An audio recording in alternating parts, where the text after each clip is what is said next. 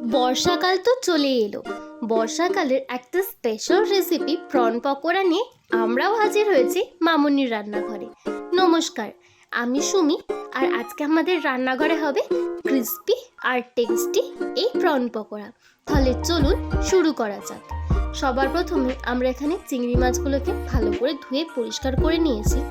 আর চিংড়ি মাছের ভেতরে এই যে কালো পিঠের দিকে যে কালো সুতোর মতো অংশটা থাকে, এই জিনিসটাকে আমরা একটা সেফটি পিনের সাহায্যে বার করে নেব।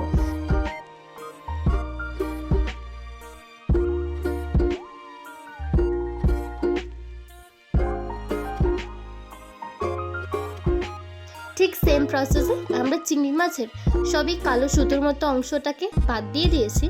তাহলে চলুন এবার চিংড়ি মাছগুলোকে ম্যারিনেট করা যাক। ম্যারিনেট করার জন্য আমরা এখানে 8খানা লেবুর রস নিয়েছি। আপনারা চাইলে ভিনেগারও নিতে পারেন। দিয়ে দেবো স্বাদ মতো নুন। আর একটা পেস্ট লাগবে আমাদের, পেঁয়াজ, আদা, রসুন আর কাঁচা লঙ্কা, এই তিনটেকে একসাথে বেটে আমরা সেই পেস্টটা বানিয়ে নিয়েছি। এই পেস্টটা দিতেই কিন্তু আমাদের যে প্রন পকোড়ার টেস্টটা আছে ওটা আর একটু ভালো হয়ে যাবে। ভালো করে সব কিছু মিক্স করে আমরা কিছুক্ষণ ম্যারিনেট করে রেখে দিয়েছি। তাহলে চলুন এবার ব্যাটারটা বানিয়ে নেওয়া যাক। 1 কাপ ময়দা, 1/4 কাপ চালের গুঁড়ি, ঝালের স্বাদ অনুযায়ী গোলমরিচ গুঁড়ো, কাশ্মীরি লঙ্কা গুঁড়ো, স্বাদ মতো নুন আমরা প্রথমে একসাথে মিক্স করে নিচ্ছি। আর আপনারা চাইলে চালের গুঁড়ির বদলে কর্নফ্লাওয়ারও দিতে পারেন, যেটা আপনাদের কাছে আছে সেটাই আপনারা ব্যবহার করবেন। এবারে এর মধ্যে আমরা দিয়ে দিলাম 1খানা ডিম। ডিমটা আমরা ভালো করে মিশিয়ে নিই। এর মধ্যে দিয়ে দেবো সোডা ওয়াটার। সোডা ওয়াটারটাই কিন্তু আজকের আমাদের ব্যাটারের একটা মেন ইনগ্রেডিয়েন্ট, কারণ সোডা ওয়াটারটার জন্য আমাদের ব্যাটারটা খুব সুন্দর করে ফ্লাফি হবে, যাতে আমাদের প্রন পকোড়াটা খুব সুন্দর ফ্লাফি আর ক্রিস্পি হয়। ব্যাটারটা একদম রেডি হয়ে গেছে, আর চিংড়ি মাছগুলোও কিন্তু ম্যারিনেট হয়ে গেছে। আর এদিকে আমরা রিফাইন্ড অয়েল অলরেডি গরম করতে বসিয়ে দিয়েছি, তেলও কিন্তু গরম হয়ে গেছে।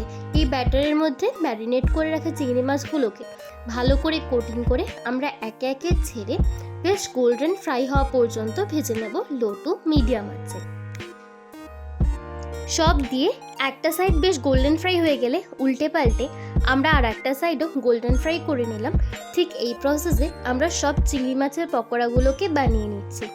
এই রেসিপিটা ভালো লাগলে অবশ্যই কিন্তু ট্রাই করবেন এবং আপনাদের এক্সপিরিয়েন্স জানাতে ভুলবেন না। আজকের প্রন পকোড়া একদম রেডি। আমরা উপর থেকে একটু টমেটো সস দিয়ে আর কয়েকটা পেঁয়াজ, কাঁচা লঙ্কা দিয়ে এটাকে আমরা সার্ভ করে নিচ্ছি। এখনও যদি আমাদের চ্যানেল সাবস্ক্রাইব না করা থাকে তাহলে আপনারা চটপট সাবস্ক্রাইব করে নিতে পারেন, কারণ আমরা এরকম সহজ আর দারুণ টেস্টি রেসিপি নিয়ে হাজির হয়েই থাকি। তাহলে দেখা হচ্ছে পরের ভিডিওয়ে। ভালো থাকবেন, সুস্থ থাকবেন। নমস্কার।